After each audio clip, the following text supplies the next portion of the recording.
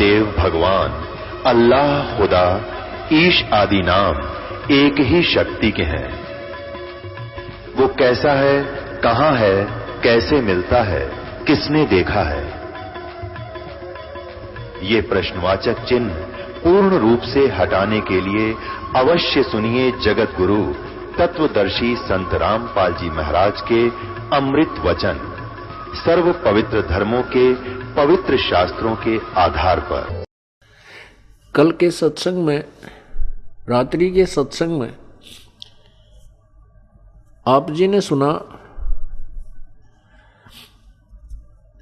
कि एक बहन जिसका नाम चंद्र प्रभा था, पुण्यात्माओं कल गलती से ये दास चंद्र प्रभा की स्थान पर शशि प्रभा बोल गया।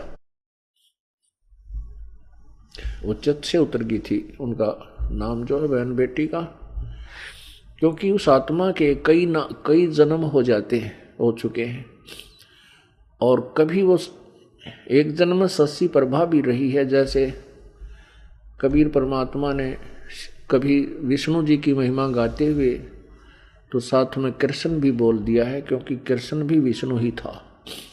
तो वैसे उस समय जो उसकी शरीर था, परमात्मा के समय जो वार्ता हुई थी, उसका नाम चंद्र प्रभा था। उस बहन ब्राह्मणी का जो विधवा थी, उसकी एक पुत्री थी और वो परमात्मा से उपदेश भी प्राप्त कर चुकी थी। दास आपको बार बार यही समझाने की चेष्टा कर रहा है कि जिस समय परमेश्वर स्वयं आए थे, उस समय अशिक्षित जनता थी, अशिक्षित श्रद्धालु थे और अक्षर ज्ञान प्राप्त केवल एक ही वर्ग किया करता था, जिसे ब्राह्मण कहते थे। यही कारण रहा था कि वो बहन कितनी श्रद्धालु थी, प्रभु को चाहने वाली थी, परंतु उसका जो उद्देश्य था वो बिल्कुल गलत था। उद्देश्य क्या था कि उसने गुरु जी तो बना रखा था कबीर परमेश्वर जी को, उस बहन ने चंद्र प्रभा ने परमेश्वर को, कबीर परमेश्वर जी को गुरु धारण भी कर रखा था और पूजा वही करती थी जो गेसी पेटी, जिनको परमात्मा मना किया करते थे कि पत्थर पूजे हरि मिले तो मैं पूजूं पहाड़, और ताते वो चक्की भली जो पीस खावे संसार। तुम्हारे उस मिट्टी के भगवान थे, पत्थर के भगवान से तो यदि तुम उसके पूजने से परमात्मा प्राप्ति मानते हो तो मैं पहाड़ को पूज दूं जिससे शीघ्र मिले, क्योंकि वो बड़ा पत्थर है। और तुम्हारे उस मिट्टी के भगवान से अच्छी तो वो पत्थर के भगवान से अच्छी तो वो पत्थर के पार्ट युक्त चक्की, जो हाथ से आटा पीसने की चक्की होती थी। कहते वो चक्की अच्छी जिससे कम से कम आटा तो पीस देता, वो पत्थर। परमात्मा यही ज्ञान रह कर दिया करते थे कि मंदिर के अंदर प्रभु नहीं है, मंदिर में केवल प्रभु का चित्र है। प्रभु से काम बनेगा, प्रभु से लाभ होगा, चित्र से नहीं। जैसे सेब का चित्र पत्थर का बनाकर रख ले मूर्ति, और बहुत खूबसूरत और बिल्कुल जो कि तो मिलती जुलती होती है, और उस सेब की मूर्ति की ही पूजा करते रहें, उसी को उठाकर रखते रहें, बार बार उसकी जो है ना धूप दीप करते रहें, नहीं। वो सेब की पत्थर की मूर्ति खाने योग्य नहीं है। वह उस सेब ढूंढना पड़ेगा, वो सेब लेना पड़ेगा। सेब प्राप्त कैसे होगा? उसके लिए पहले मजदूरी करनी होगी, मजदूरी करके 2 पैसे जेब में डालने होंगे, रुपए।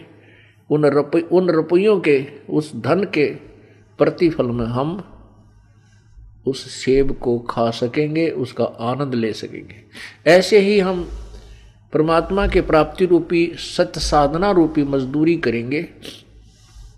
इस भक्ति के धन से हम परमात्मा को प्राप्त करेंगे, उस मूर्ति की पूजा करने से नहीं।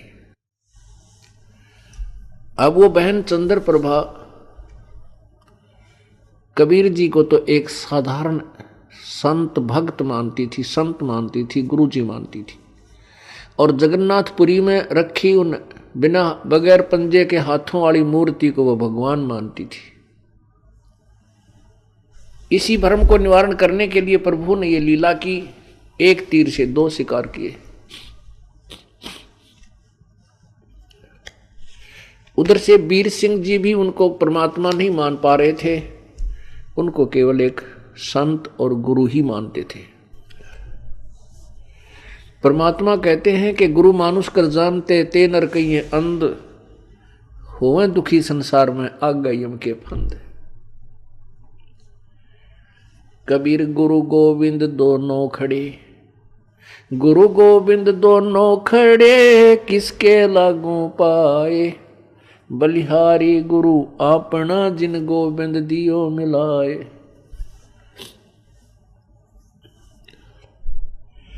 कबीर हरि के रूठता, गुरु की शरण में जावे। कहें कबीर गुरु रूठ गए, तो हरि ना होत सहाय। पुण्यात्मा, हमने परमात्मा गुरु जी को परमात्मा मानना पड़ेगा।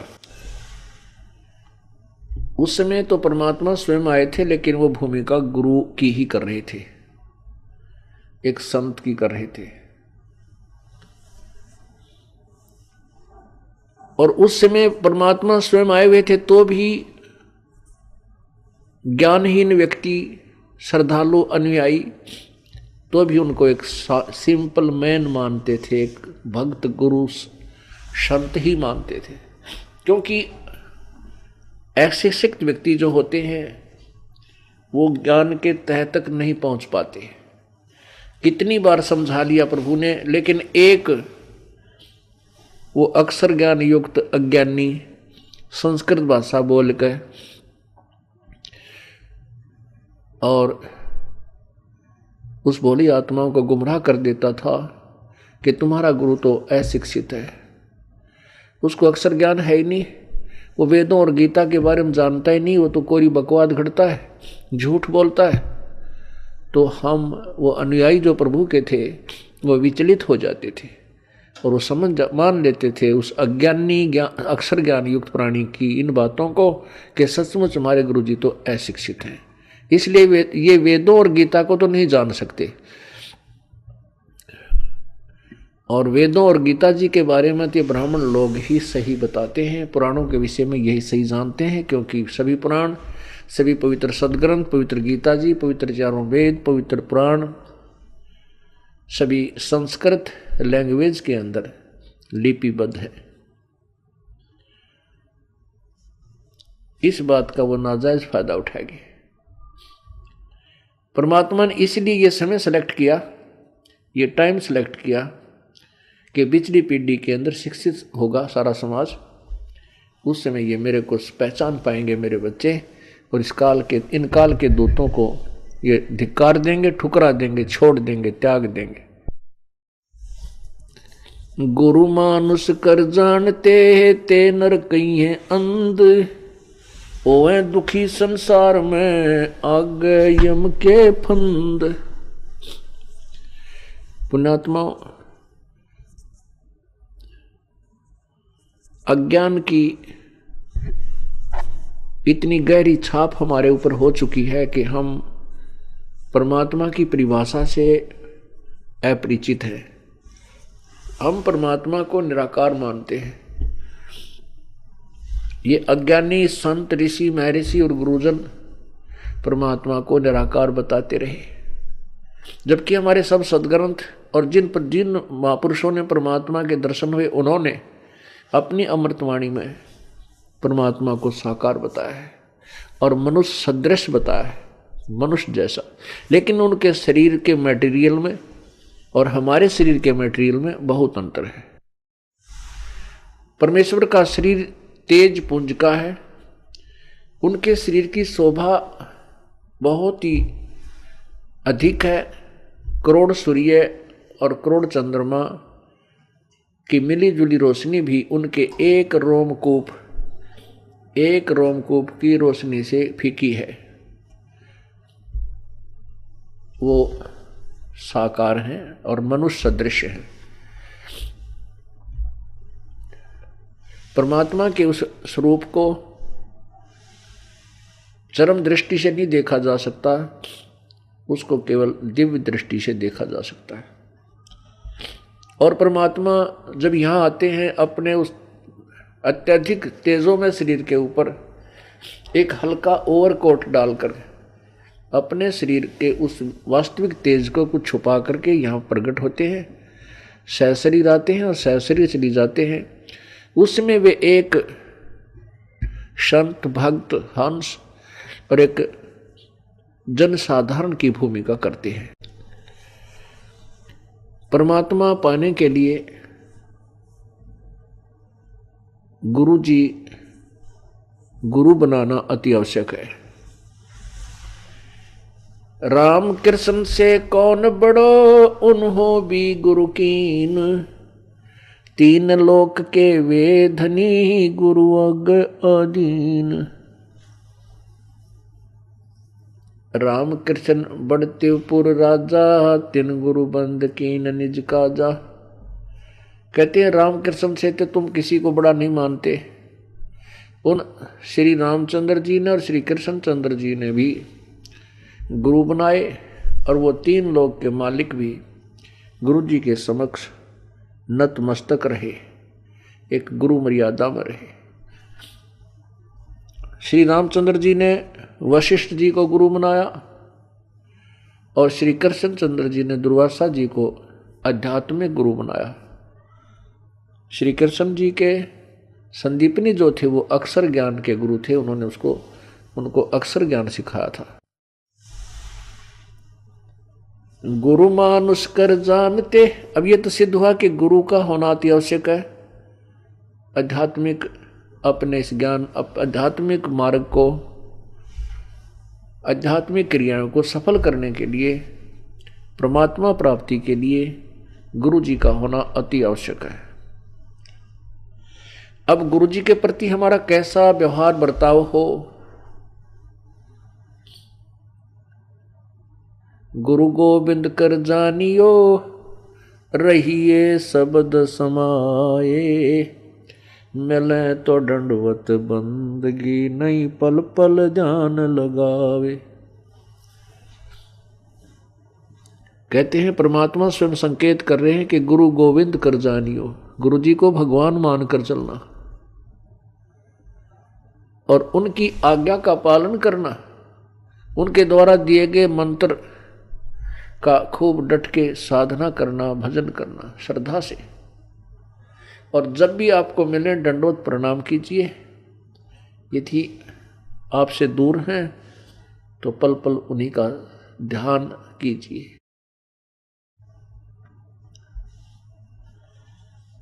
परमात्मा को पाने के लिए हमने वो प्रत्येक प्रयत्न करना पड़ेगा जो प्रभु पाने में सहयोगी है।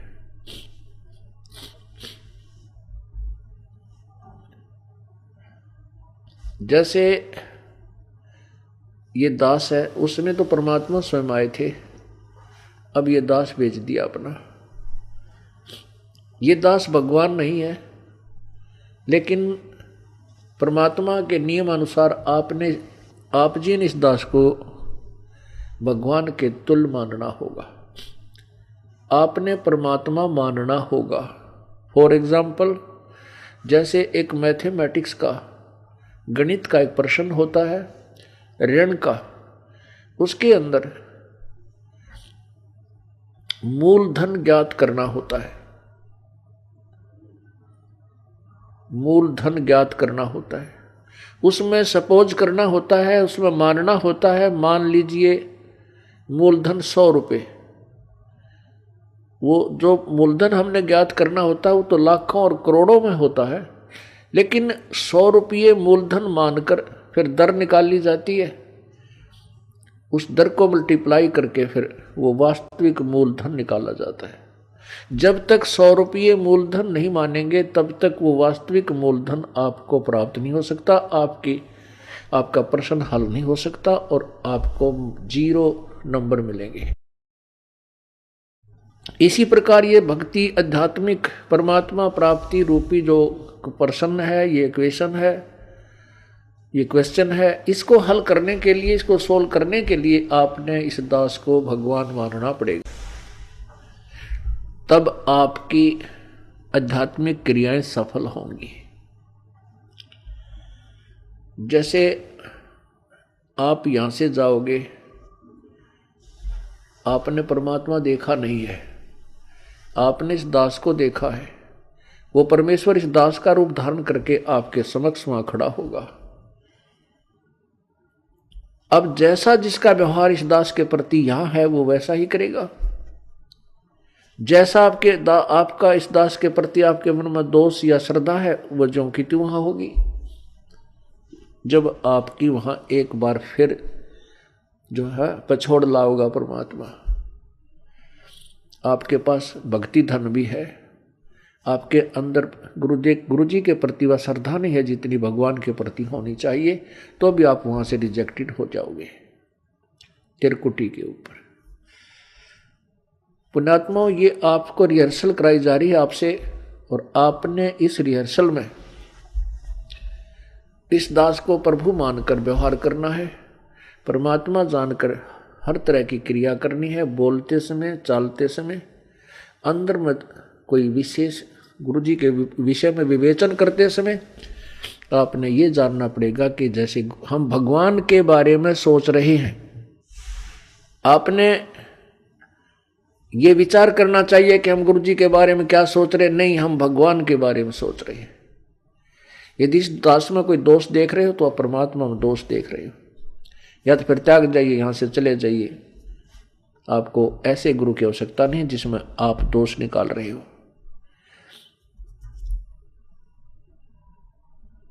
हम इसी प्रकार परमात्मा को प्राप्त कर सकते हैं। गुरु मानुष कर जानते ते नर कहिए अंधे,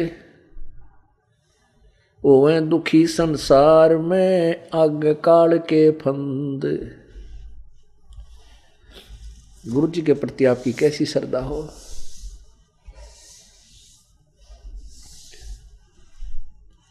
जैसे वो बहन चंद्र प्रभा परमात्मा गुरु जी को भी गुरु भी धारण कर रखा था, और जगन्नाथ जो पुरी वाला भगवान है, जो मिट्टी का माधो, उसको भगवान मान रही, और वो वास्तविक परमात्मा उनके पास रहे, उनसे बात करे, उनको ज्ञान समझा, उसको सुख दे, वो भगवान नहीं। फिर भी श्रद्धा वही थी उस नालायक की। तब परमात्मा ने उसके उस भ्रम को निवारण करने के लिए एक तीर में दो शिकार किए थे। उधर से वीर सिंह बघेल, काशी नरेश भी उनको केवल एक सिंपल मैन और एक संत मान रहे थे। जब वही धोती जो वो बहन चंद्र प्रभा वहां लेकर गई थी जगन्नाथ के मंदिर में, और जगन्नाथ के मंदिर में चढ़ा दी थी श्रद्धा से, और वहां से उठकर वह बाहर परिसर में आकर गिरी थी, आंगन में गिरी, और आकाशवाणी हुई थी कि जगन्नाथ तो बनारस में बैठा है, वो कबीर नाम दुल्हा कबीर रूप में वहां विराजमान है, और तू नालायक यहां आ गई। ये धोती उसने आपसे मंगाई थी, आपने वहां चढ़ानी थी। तब चंद्र प्रभा की आंखें खुली को हुई, ये तो भगवान थे। जब चंद्र प्रभा और सैनिकों ने आकर के दृढ़ विश्वास दिलाया तो वीर सिंह बघेल के मन में भी यह बात सेट होगी, कोई ये तो परमात्मा है। जब उनके हृदय में ये बात समाई कि तो प्रभु हैं, तब उनको पुनरुपदेश दिया प्रभु ने। वीर सिंह से कहा कि नाम ले दोबारा, कित का सार नाम के चक्कर में पड़ रहा है।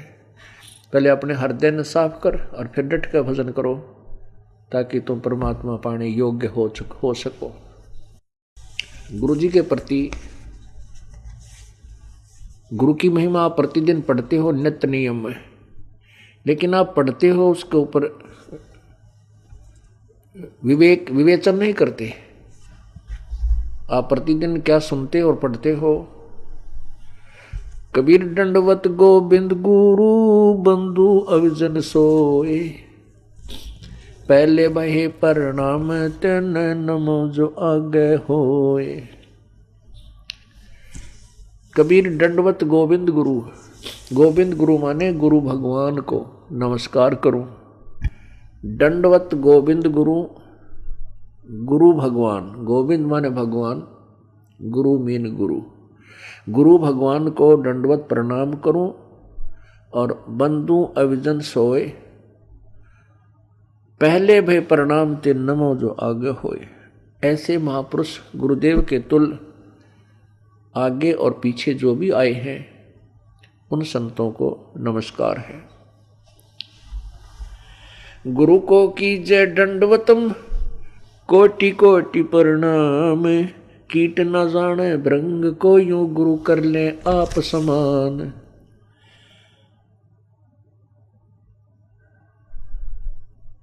गुरु गोविंद कर जानियो रहियो शब्द समाए, मिले तो दंडवत बंदगी नहीं पल पल ध्यान लगावे।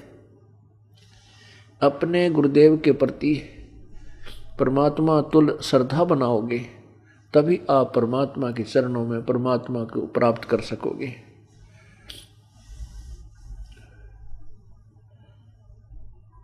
गुरुदेव में कैसे आपकी श्रद्धा बनी वह बताया है कि सामने आए तो दंडवत प्रणाम हो, और नहीं तो फिर उन्हीं का ध्यान, उन्हीं के द्वारा दिए गए मंत्र पर विवेचन, उसका सिमरन, और रह कर आपके हृदय ये आत्मा ये पुकार करेगी, तड़फेगी को हो ऐसा निर्मल ज्ञान है भगवान कहाँ थे, अगर गुरु जी ना मिलते तो हमारी क्या दुर्गति होती। इस तरह की विवेचन जो करना है ये भी गुरुदेव का ध्यान है।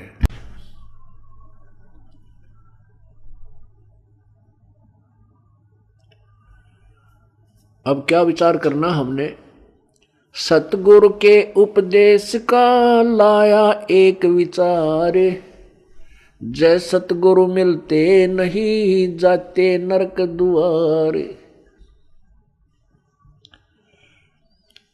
सतगुरु का अर्थ होता है तत्वदर्शी संत, यथार्थ ज्ञान प्रकाशक। जो सच्चा ज्ञान देने वाला है वो सतगुरु होता है। सतगुरु के उपदेश का लाया एक विचार, जय सतगुरु मिलते नहीं जाते नरक दुआर।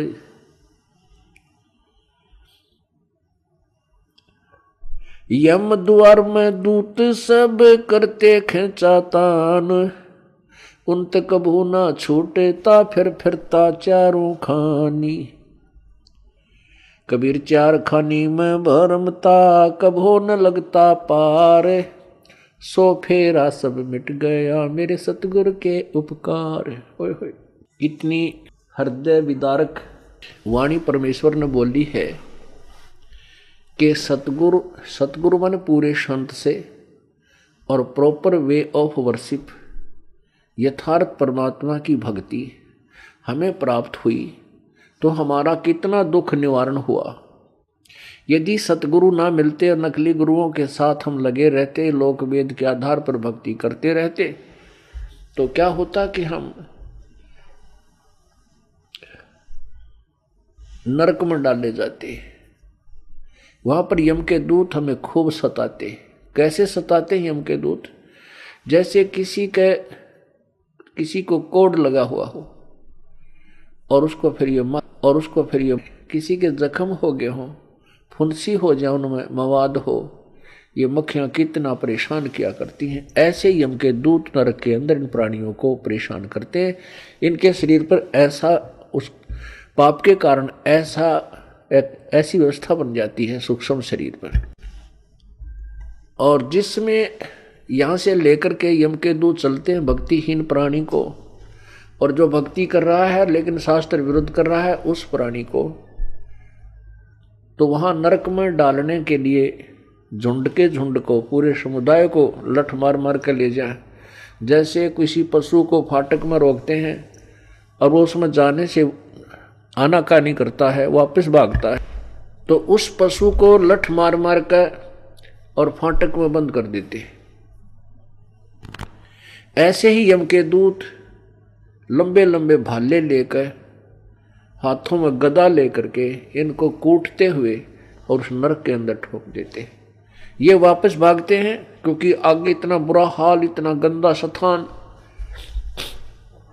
और जो पहले के प्राणी वहां डाल रखे हैं वो बुरी तरह चिल्ला रहे होते हैं। अब उनको देख करके ये वापस भागने की चेष्टा करते हैं और पीछे तो फिर वो यम के दूत कुटे। वहां उनकी जो रिहर्सल होती है वह खेचा ताण, उस खेचा ताण की विरानमाटी, वो दुख, और फिर नरक के अंदर कष्ट। उसके बाद क्या होता कि 84 लाख योनियों में कभी कुत्ते बनते, कभी गधे बनते, सुअर बनते, गंदी नाली के कीड़े बनते। वो सब सारा का सारा कष्ट परमेश्वर के इस सतनाम से, पूरे संत के ज्ञान से और उनके द्वारा बताई गई भक्ति विधि से सब आप बाईपास निकल गए। न नरक में जाना पड़ेगा, न काल की तपस्या पर आपको जाना पड़ेगा, और न ही 84 लाख योनियों में आपको जाना पड़ेगा। पुण्यात्माओं, आप तो बालक हो, क्योंकि भक्ति मार्ग का ज्ञान कभी हमने सुना नहीं। केवल जैसा भी परंपरागत हमारे जिस भी धर्म में हम जन्मे हैं, उन्हीं लोक वेद को हम अंतिम भक्ति का ज्ञान, आध्यात्मिक ज्ञान मानकर उसी पर आश्रित थे। वो तो कैखा भी नहीं थी भक्ति का, आध्यात्मिक ज्ञान का वो कैखा भी नहीं प्राप्त था हमारे को। अब ये विस्तार से एक पूर्ण इतिहास आपके समक्ष प्रभु दत्त पेश किया जा रहा है। अब जिससे सतगुरु के उपदेश यानी ज्ञान और मंत्र भक्ति से इतना ढेर सारा कष्ट हमारा टल गया हो, तो उस गुरु जी के बारे में क्या बताते हैं। कबीर चार खानी में भरमता, कभू न लगता पार, सो फेरा सब मिट गया सतगुरु के उपकार। 7 समुद्र की मसी करूं, लेखनी करूं बन राय, धरती का कागज करूं, गुरु गुण लिखा न जाए। क्या बताते हैं परमात्मा, अपनी महिमा आप ही सुनाते हैं कि ऐसे परम संत की क्या महिमा करो। यदि मैं पूरी पृथ्वी का कागज बनाऊं और 7 समुद्रों की इंक बना लूं, एक पेड़ में एक वृक्ष की कितनी कलम बन जाएंगी बिना गिनती की। और फिर कहते पूरे समुद्र के सारे समुद्रों की इंक बना के और धरती के जितना लंबा कागज लेकर जो लिखन लिखूं। तो ऐसे सतगुरु की महिमा, उनके गुण का मैं गुणगान नहीं कर सकता, नहीं लिख सकता। वो थोड़ा पड़ जावे, 7 समंदर भी खत्म हो जाए, वो कलम भी घिसने और कागज भी छोटा पड़ जावे, तो अभी पर उस ऐसे संत की महिमा शेष रह जावे। कबीर बलिहारी गुरु आपना, घड़ी घड़ी 100 बार, मानुष से देवता किया करत न लागी बार। कबीर गुरु को मानुष जो ज्ञान और चरणामृत को पान, ते नर नरक में जावेंगे जन्म जन्म हों समान।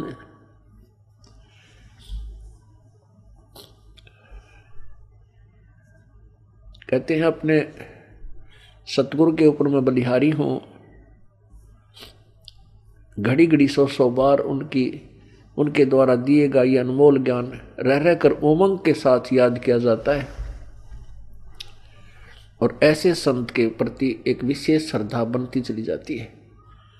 बलिहारी गुरु आपना, घड़ी घड़ी 100 बार, मानुष से देवता किया करत न लाई वार। हम मनुष्य का शरीर अवश्य रखते थे, लेकिन कर्म मनुष्य के हमारे नहीं थे। मनुष्य के कर्म अब प्रारंभ हुए हैं, बुराइयों से दूर होना और परमात्मा का यथार्थ भक्ति मार्ग ग्रहण करना। किसी को लूटना नहीं, चोरी नहीं करना, मिलावट नहीं करना, रिश्वत नहीं लेना, किसी की आत्मा नहीं दुखाना। क्योंकि आत्मा हम वैसे नहीं दुखाने से बंद हो सकते, हम मिलावट करने से या रिश्वत लेना वैसे नहीं छोड़ सकते जब तक हमें इसके होने वाले दुष्प्रभाव का ज्ञान ना हो। जैसे विष से हम क्यों डरते हैं? क्योंकि उससे होने वाले दुष्प्रभाव से हम पूर्ण परिचित हैं। और नादान बालक उसी बोतल में जिसमें विष रखा हो मुंह का लगा कर पी ले और जान मृत्यु को प्राप्त हो जाए, जान से हाथ धो बैठे। ऐसे ही जो बुराइयां करते हैं वो अपना जीवन बर्बाद कर रहे हैं।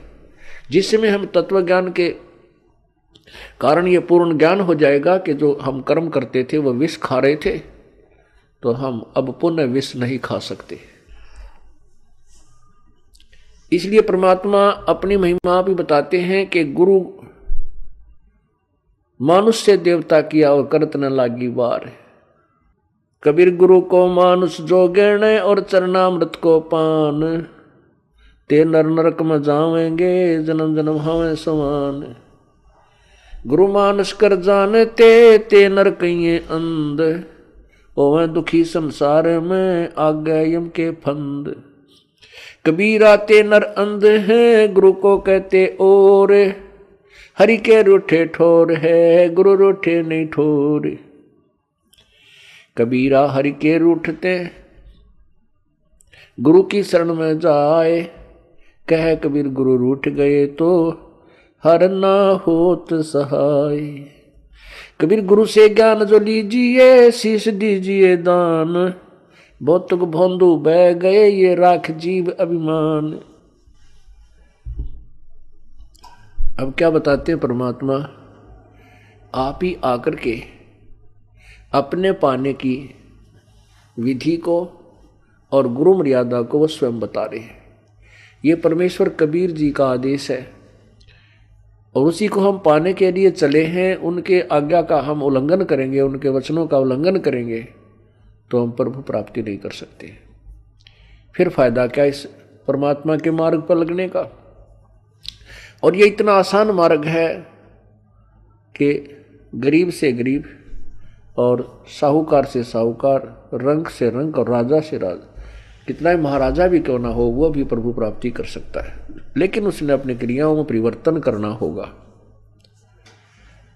और प्रत्येक कदम परमेश्वर के निर्देश अनुसार ही रखना होगा, तब हम परमात्मा पा सकेंगे।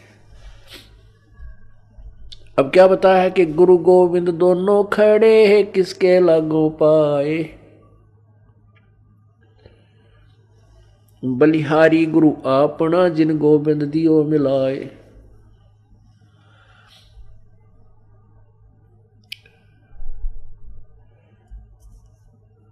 कबीर गुरु के रूठ त्या हरि की, कबीर हरि के रूठ त्या गुरु की शरण में जावे। कहे कबीर गुरु रूठ गए तो हर ना होत सहाय।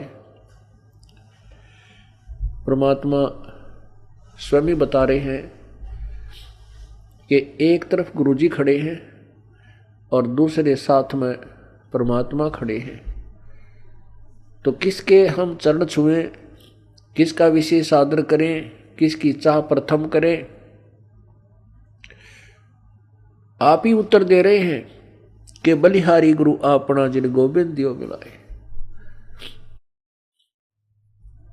अब इस उदाहरण को आपको समझाया जाएगा कि जैसे एक मटके में गड्ढे में जल है, वो तो समझो भगवान है। एक तरफ हैंडपंप खड़ा है वर्किंग पोजीशन में, चालू हालत में। एक तरफ तो हैंडपंप यानी नल है, एक तरफ एक मटके में घड़े में जल है। तो उस मटके के जल को तो भगवान समझो और नलके को गुरु जी समझो। तो इन दोनों में से कहते मैं किसके चरण छूं अर्थात किसको महत्व दूं? आप ही उत्तर देते हैं कि बलिहारी गुरु आपना जिन गोविंद दियो मिलाए। मटके में 10 किलो 20 किलो पानी है, जल है, और उसने कोई वो गिर जाता है, टूट जाता है, खत्म हुआ, या पीने से भी वो समाप्त हो जाता है। यदि हैंडपंप ठीक है, वो खराब नहीं है, तो इसे ऐसे 1000 मटके भर देगा। कहने का भाव ये है कि यदि आपका राम कब रूठ गया, कबीर हरि जय रूठ जा, कबीर गुरु जय रूठ गया तो हर नहीं होत सहाय। और यदि कबीर हरि जय रूठ जा, गुरु की शरण में जावे,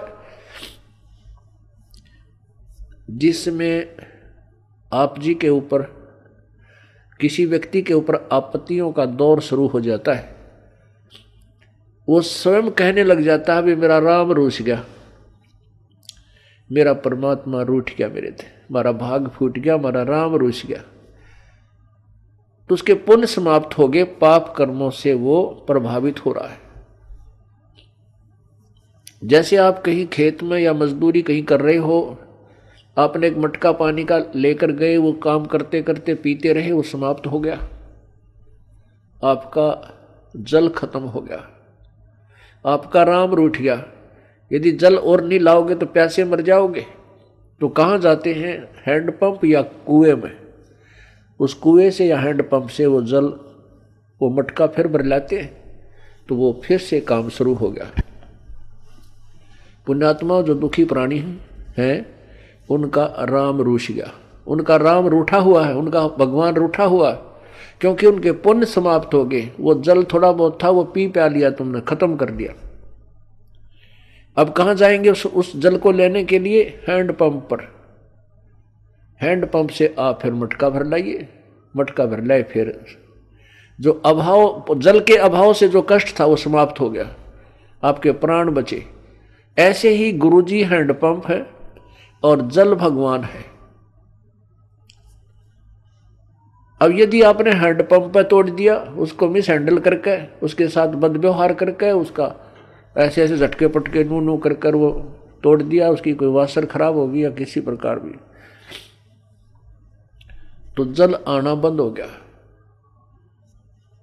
तो फिर वो जल जितना आपके पास आपके पुण्य है वो चलेंगे, तब तक चलेंगे, उसके बाद फिर आपको फिर दुख शुरू हो जाएगा, अर्थात वो जल फिर प्राप्त करना होगा आपका। यदि आपने कहते हैं आपका गुरु रूठ गया, आपका हैंडपंप खराब हो गया, तो जल नहीं, हर नहीं करे सहाय, हर नहीं होत सहाय। वो जल तो रहा नहीं, क्योंकि हैंडपंप उसका स्रोत था।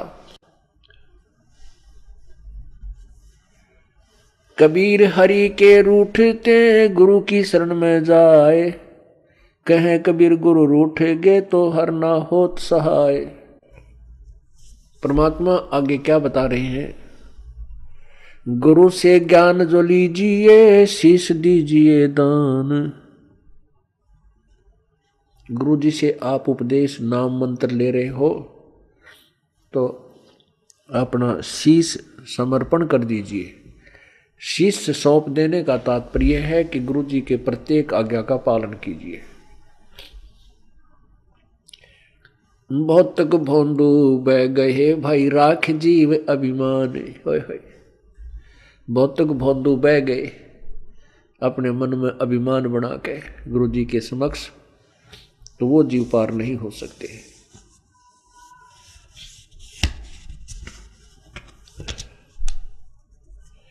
तन मन दिया तो भला किया, सिर का जासी भारे, जो कबहू के मैं दिया भाई बहुत सह सिर मारे। अब जैसे कोई पुण्यात्मा है, कोई सेवा कर रहे हैं, कोई दान कर रहे हैं, और कोई भक्ति कर रहे हैं, सुमन करते हैं, देखा भाई अर्थ में माला रखता हाथ में, भाई वाह कमाल है। पुण्यात्मा, ये वाह शब्द है ना, ये केवल परमात्मा के लिए ही हो सकता है, जीव के लिए नहीं होना चाहिए। जैसे वाहेगुरु, वाहेगुरु का शब्द नानक साहब जी ने परमात्मा के लिए बोला था। वाह का पात्र केवल एक ही है। यदि हम दूसरे की वाह करते हैं और उसको में वाह समा रही है, उसको वाह से वो फूलने लग गया है, उसका विनाश होना प्रारंभ हो चुका है। उस श्रद्धालु का यदि कोई दान करता है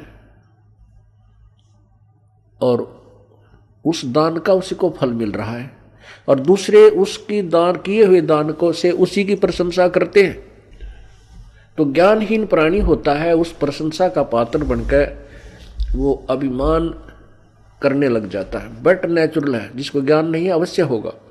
कोई सेवा अच्छी करता है, शारीरिक सेवा करता है, दूसरे ने कहे वाह भाई यू या बहन या भाई, ये तो भाई दिन रात इसने सेवा में अपना शरीर गाल रखे है, तो कुछ दिनों में उसके अंदर भी यह बीमारी होएगी और वो उसके नाश का कारण बनता है। कोई सेवा करता है तो अपने लिए कर रहा है, हम उसकी प्रशंसा करते हैं, उसके तरफ आकर्षित होते हैं, तो महाराज जैसा बुद्धू नहीं, वो भक्त नहीं है, उसको ज्ञान नहीं है। कहते हैं गुरु को तजय भजय जो आना, तापसुआ को फोकट ज्ञाना। क्योंकि हम जिसकी प्रशंसा कर रहे हैं हम उसके ऊपर आसक्त हैं, बाई हुक एंड क्रुक, तो हम परमात्मा से हटकर उसकी तरफ आकर्षित हुए हैं, तो यह भी कमजोरी है। परमात्मा के पाने में हमने सारी कमजोरी मिटानी होगी। एक बूढ़ा आदमी डॉक्टर जी के पास गया और बूढ़ा बुजुर्ग कति अस्थि पिंजर शेष था, पतल आड़ दिखे, नारे नारे अस्थि दिखे। अब डॉक्टर जी ने देख लिया भाई ये तो बीमारी क्या है कि कमजोर आदमी है, कति शारीरिक वीकनेस घनी है इसमें। तो बूढ़े आदमी ने, उस वृद्ध ने कहा डॉक्टर जी मैं तो कुछ देर चलता हूं ना मेरा दम फूलने लग जाता है, सांस चढ़ जाए। डॉक्टर बोला भाई महाराज बुजुर्ग कमजोरी है आपको, आपका शरीर कमजोर हो गया। फिर कहता है गुरु डॉक्टर जी मैं खड़ा होता हूँ चक्कर आवे हैं। डॉक्टर बोला बूढ़ा कमजोरी है। फिर बोला जी पिंडी बढ़के हैं, यानी पिंडलियों में दर्द हो जाता है। डॉक्टर बोला कमजोरी है। अब बूढ़े को गुस्सा आ गया,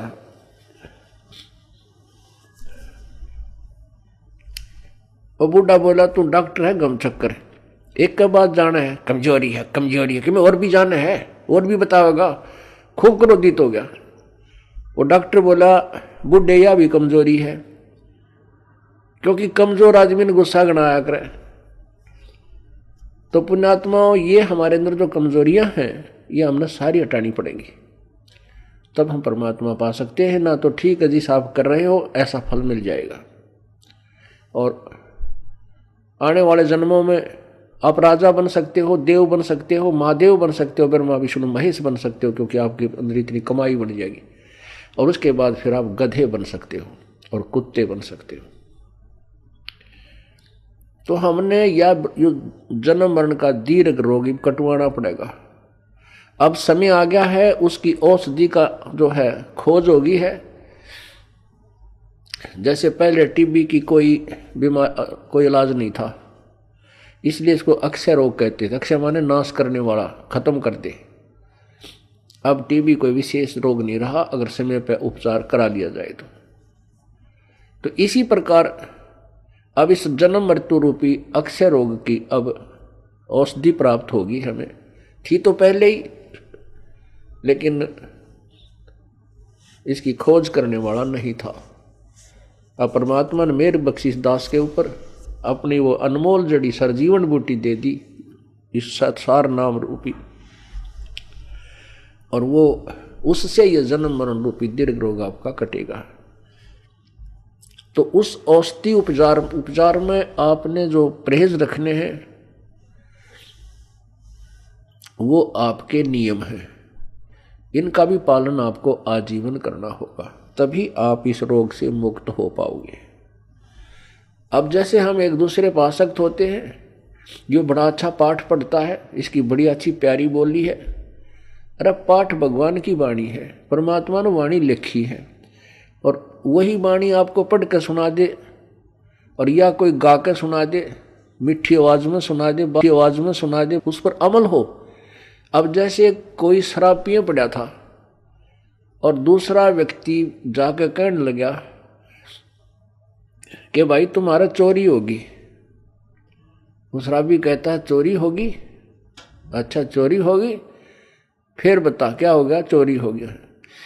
अब वो कोई कहे, उस शराबी नो कहे तेरी आवाज अच्छी नहीं, कोई गाने वाला आवे उसको बुलाओ, और वो नो कहे क्योंकि वो शराबी ये होगा फिर दूसरा शराबी कहता है आपका चोरी हो गई, वो चोर भी नो कहे, और जिसका चोरी हो रही वो भी चोरी हो गई। अरे नालायक को। फिर वो नो कहता हाँ ये बहुत बढ़िया बोल रहा है, इसकी आवाज़ बहुत प्यारी है, चोरी हो गई। और उसने नो कहा जाकर सिंपल वे में, भाई तुम्हारा घर में चोरी होगी और बहुत नुकसान हो गया है। यदि वो होश में है, शराब नहीं पी रखी, तुरंत कर्जा पकड़ेगा, अक भाई कितना नुकसान हो गया, तुरंत घर को चल पड़ेगा। यदि उसने भांग पी रखी है तो फिर नो कहेगा भाई इसकी आवाज़ बहुत अच्छी लगी, जो गा के सुना रहा, चोरी हो गई। आप भी क्यों भांग के नशे में, अरे साहब वो मूर्ख जो उसने गा के सुना रहा, चोरी हो गई। तो पुण्यात्मा आपको बार बार कहा रहा, परमात्मा की वाणी है। क्या बताते हैं भगवान बार बार, इसने गा के कह दे चाहे वैसे कह दे, जो जिनकी भांग का नशा उतर गया वो तुरंत सचेत हो जाएंगे और उस मार्ग पर चल पड़ेंगे। क्या मन तू बस रे चल रे सुख के सागर, जहां शब्द सिंधु रत्नागर। अब चैत इसने नू गा के सुना दे, अर्थे सिंपल वे में कह दे, मन तू चल रे सुख के सागर, जहां शब्द सिंधु रत्नागर। कोट जन्म तेरे भरमत हो गए, कुछ ना हाथ लग्या रे, कुकर सुकर खरबा बोरे कौआ हंस उदारे। कोटि जन्म तू राजा की ना मिटी न मन की आशा, और भिक्षुकों का धर धर घूमया, ये मिला ना निर्गुण रासा। इंद्र कुबेर ईश की पदवी ब्रह्मा वर्ण धुमराया, विष्णुनाथ के लोक को जाके फिर भी उल्टा आया। असंग जन्म तन मरत्या हो गए, जीवित क्यों नाम रह रे, द्वादश मद मैल मठ बोरे बोर ना दे धरे रे। दोजक भस्त सबीते देखे, राजपाट के रसिया, और 3 लोक से तरपत नाई, ये मन भोगी खसिया। सतगुर मिले तो इच्छा मेटे, पदमल पदे समाना, चल हंसा उस लोक पठाऊं जो आद अमर स्थाना। 4 मुक्ति जहां चंपी करती माया होरी दासी, दास गरीब अभय पद पर से मिले राम अविनाशी। अब इस वाणी ने चाहे तो कोई गा के सुना दो, और चाहे भाई इसने वैसे सिंपल वे में कह दे, जब तक हम इस अनमोल वचन को जो प्रभु दत्त है, परमात्मा का दिया हुआ है, इसको हृदय में धार कर इसके अनुसार नहीं करेंगे, तो ना तो इसके गान तो फायदा, ना इसके वैसे कहने सुनने तो फायदा। इससे लाभ होगा जब हम इसके परमात्मा की इस वाणी पर अमल करेंगे और तुरंत उसका अनुसरण करके अपना मोक्ष प्राप्त करने का तरीका ढूंढेंगे। तो जैसे हम किसी और पर किसी भी पॉइंट से आसक्त होते हैं तो हम कमजोरी में हैं और हम पार नहीं हो सकते। क्या बताते हैं, गुरु से अधिक ना कोई ठहराई, मोक्ष पंथ नहीं गुरु बिन पाई। राम कृष्ण बढ़ती उपर राजा, तिन गुरु बंद की न निज काजा। गेहि भक्ति सतगुरु की करही, आदि नाम निज हृदय धरही।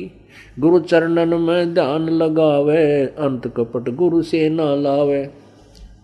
गुरु सेवा में फल सर्वस आवे, गुरु विमुख नर पार न पावे। गुरु सेवा में फल सर्वस आवे, गुरु विमुख नर पार न पावे। गुरु वचन निश्चय कर माने, पूरे गुरु की सेवा ठाने।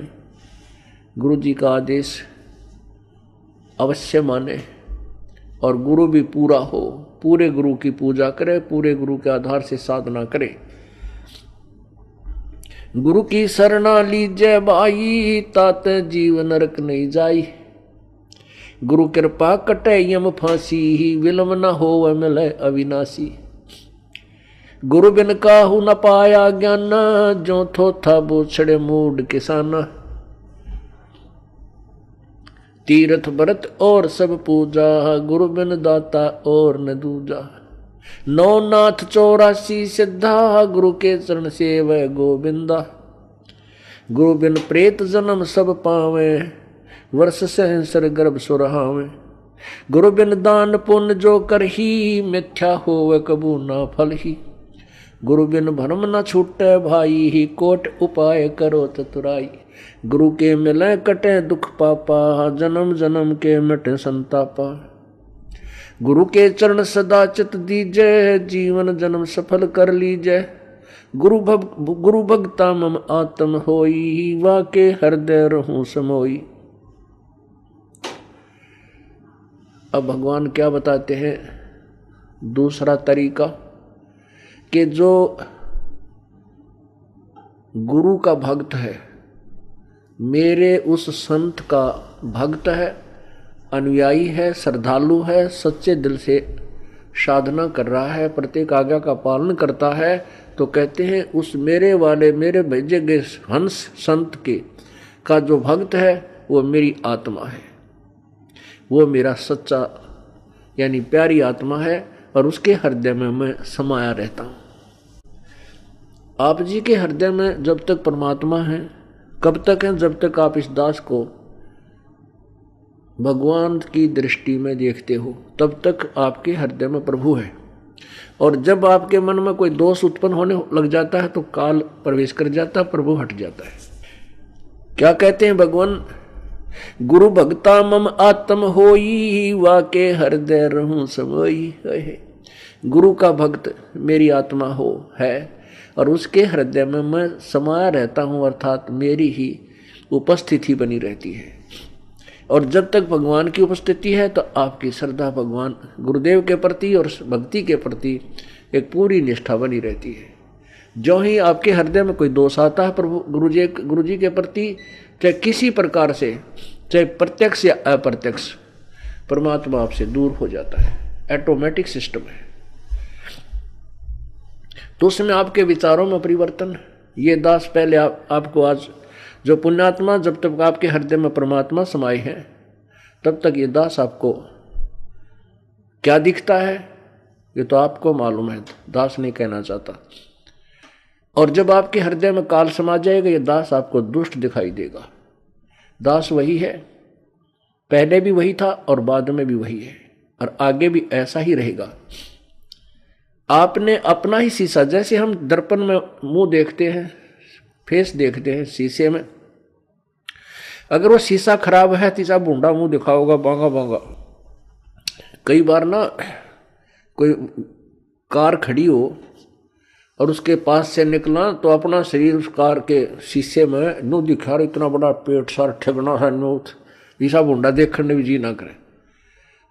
तो ऐसे ही जैसे कोई शीशा खराब है, उसमें मुंह देखे सा बूंदा दिखे, कोई मोटा मोटा कति मर रहा टेढ़ा मेढ़ा, और बढ़िया दर्पण है तो जो का तू दिखाता है।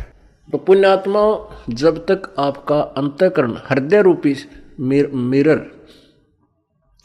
बिल्कुल स्वच्छ है, साफ है, तो ये दास आपको कति भगवान दिखाई देगा। जब आपका अंतःकरण किसी दुष्ट ने या आपके अभिमान ने बर्बाद कर दिया तो ये दास आपको बूंदा दिखेगा।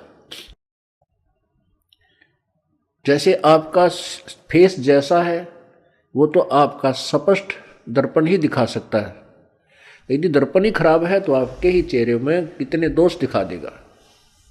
अब जैसे ये क्रोथा कांड हुआ, इसके पीछे बहुत ही भयंकर षड्यंत्र था। उन लोगों की पोल खुल गई जो धर्म की आड़ में दुनिया को भ्रमित किए बैठे थे, उनके ज्ञान की पोल खोल दी और वो कति चौड़ चपट हो गए। अब उनको भय हो गया कि तुम्हारे अनुयायी तुमसे भागेंगे और तुम्हारे पास कोई जवाब नहीं, दुनिया तुम्हें थूकेगी। तो उन्होंने ऐसे झूठ झाट बोल कर राजा और प्रजा को भ्रमित करके इस दास के प्रति ना जाने के तूफान झूठ बोलती है। तो उन अज्ञानियों के द्वारा फेंके गए गंध से जिनका अंतःकरण रूपी दर्पण खराब हो गया, उनको ये दास बुरा लगने लगा, अनुयायियों को। और जिनके उनके द्वारा फेंके गए गंध का जिसके अंतःकरण रूपी दर्पण पर कोई असर नहीं हुआ, ये दास उनको जो का तो वही दिखाई दे रहा था। तो यहां परमात्मा हमें यही बताना चाहते हैं, गुरु भगता मम आत्म होई, वाके हृदय रहूं समोई। कि गुरु का जो भक्त है वो मेरी आत्मा है